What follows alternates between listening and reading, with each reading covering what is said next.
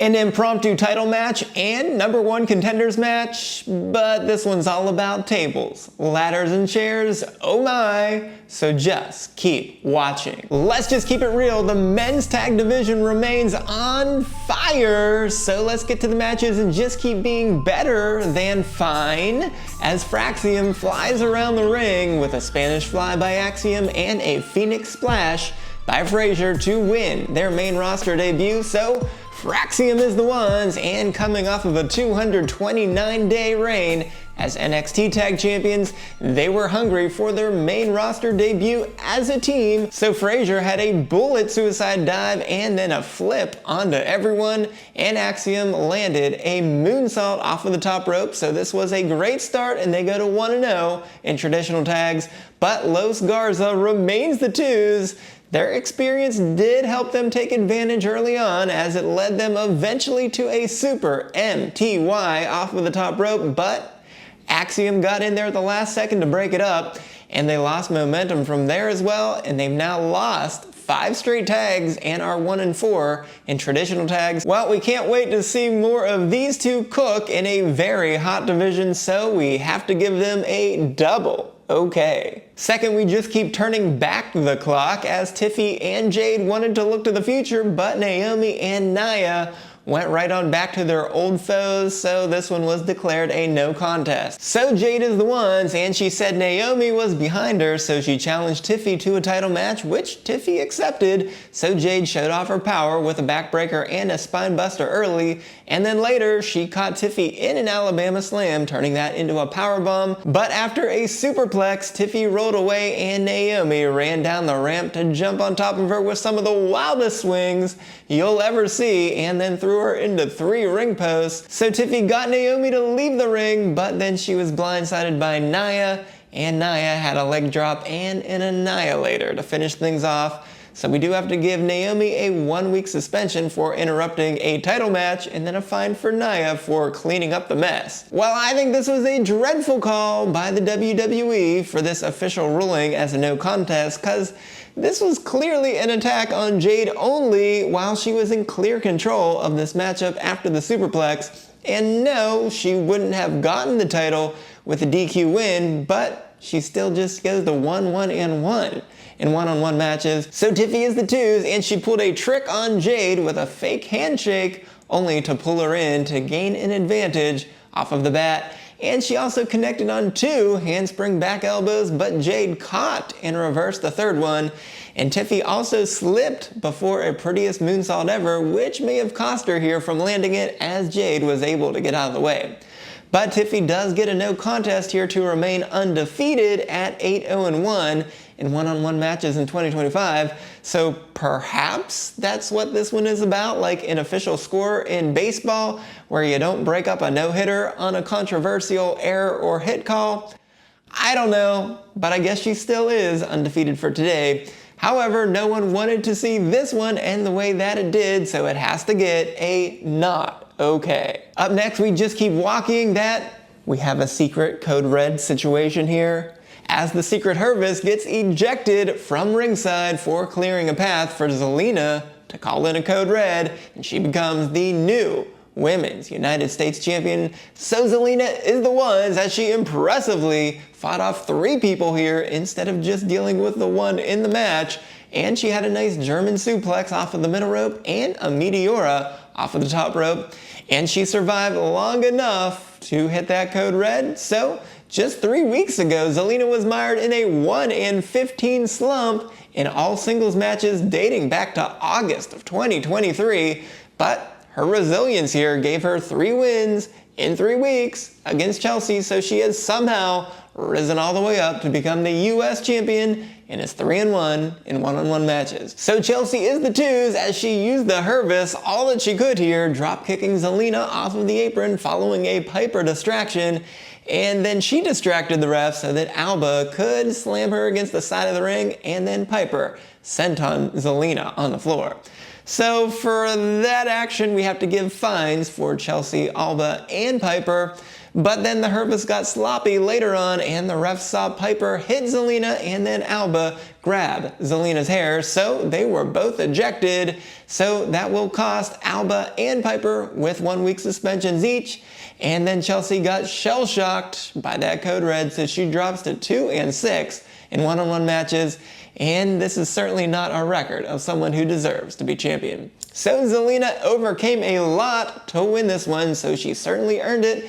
And she began to break down as she went up the ramp, so congrats to her. But this whole match was pretty much a breakdown, so it gets a not okay. Next, we just keep asking what is going on here as the referee misses Sikoa Samoan spiking LA Knight, which leads to McIntyre setting up for an easy Claymore, only then to be pulled out of the ring and sent through the announce table by Priest to give McIntyre a DQ win.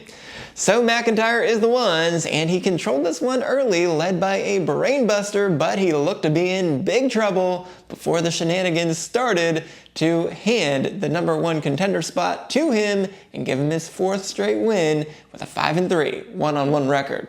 But LA Knight is the twos, and he had a nice Russian leg sweep and neck breaker combo to get back into this one and follow that up with a mega star elbow off of the top rope, and he also slammed McIntyre's head several times up against the announce table, but that's when Sikoa came in and Samoan spiked him.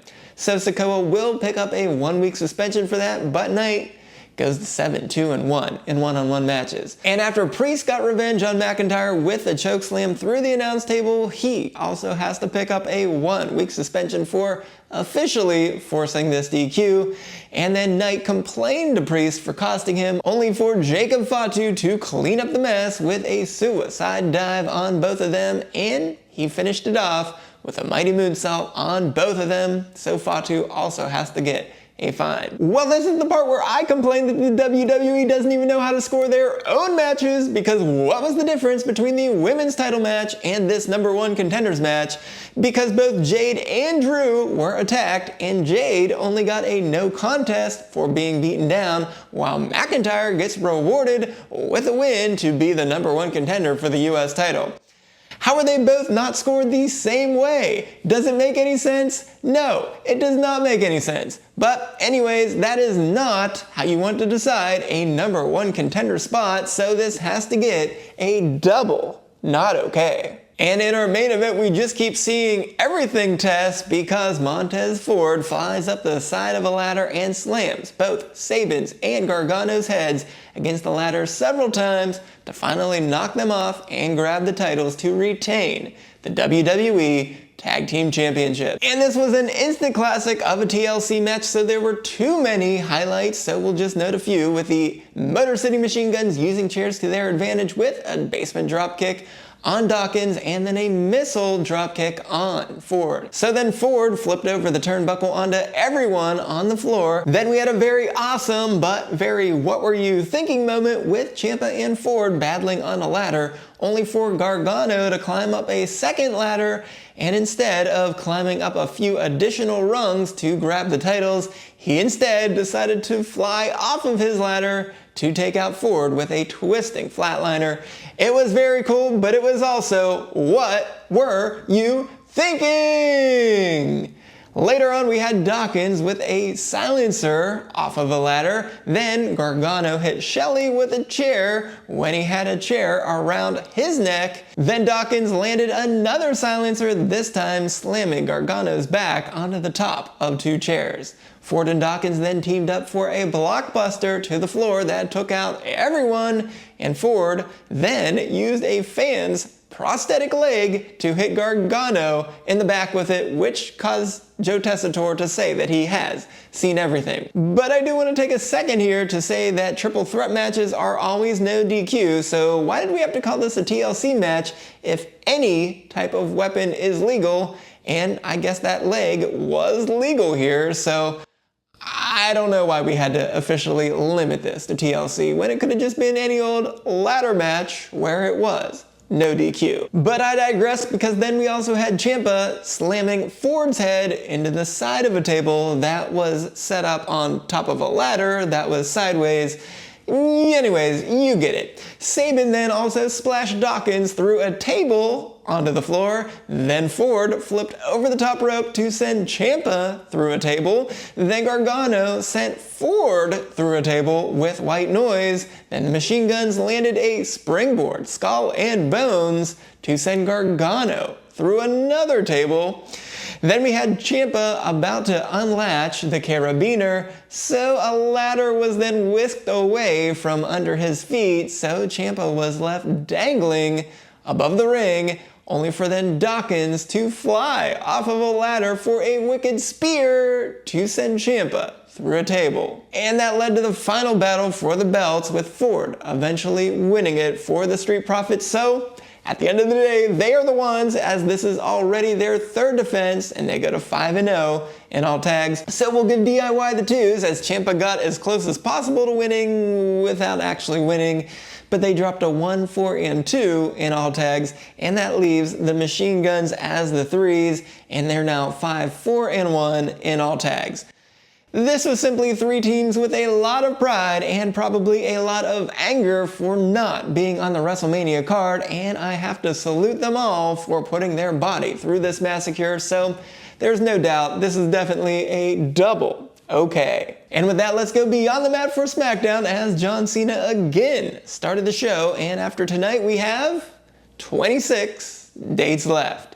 And after he made Mark Nash correct his introduction yet again, Randy Orton interrupted him before Cena got to say a word, telling Cena that there's a void in his life that needs to be filled, saying that he needs to have some kids because becoming a father will make him a human being. And my God, what is he doing? Parent shaming on national TV? Randy, you have tested my patience over and over again for several months, but this was simply unacceptable.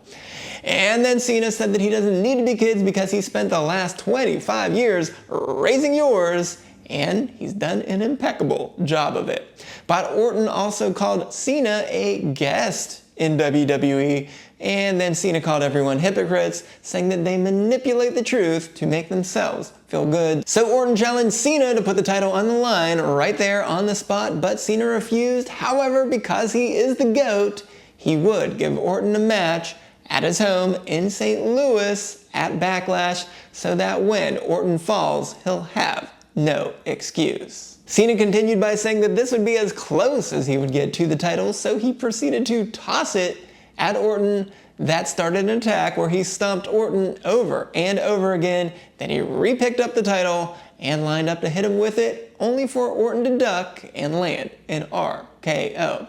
But of course, Cena does get a fine for instigating this attack.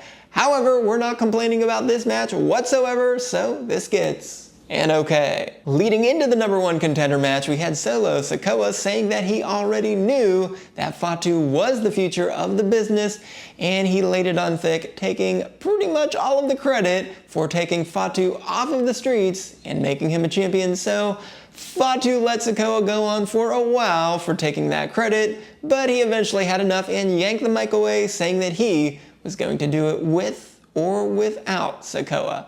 And that led to Knight and then McIntyre coming out. That eventually set up the match, but a little interesting here, so we'll give it an okay. The Miz told Carmelo Hayes that he will be the greatest Andre the Giant Memorial Battle winner of all time and gifted him a huge Andre the Giant necklace, so Hayes called himself the 10th wonder of the world and said that he is him. So The Miz went to the ring to grieve about being left off of WrestleMania in any capacity, saying that they picked a guy who had been there for 2 weeks over him in Rey Fenix and picked an internet meme in Joe Hendry over him as well. But before he could say that he is awesome, the lights went out and there arose Aleister Black for the first time since May of 2021, and Black didn't say a word, but as soon as The Miz started to approach him, The Miz caught a black mass to the dome to knock him out. But The Miz did make some good points here, but it was overall an underwhelming re-debut by Black, so this gets a not O'Kay. And two quickies here, Nia told Naomi to stay away from Tiffy and the title, so Naomi said that she would as long as Nia proceeds with caution, and that R-Truth found his childhood hero leaving the building and said that if he ever needs anything to come and find him. So Cena just left without saying a word, and then Truth told Jimmy Uso that every story has two sides to it, and that when he grows up, he wants to be just like Cena. These were two quick but effective, spontaneous moments, so we'll give them together an okay. Well, the men's tag division just gets better with Fraxiom and an amazing TLC match, so did the SportsZu put any of these teams onto his three-night WrestleMania 42 card in his first set of predictions? Well, be sure to go right on over here to find out. And if you do, just like a spear off of a ladder and through a table, that would be okay.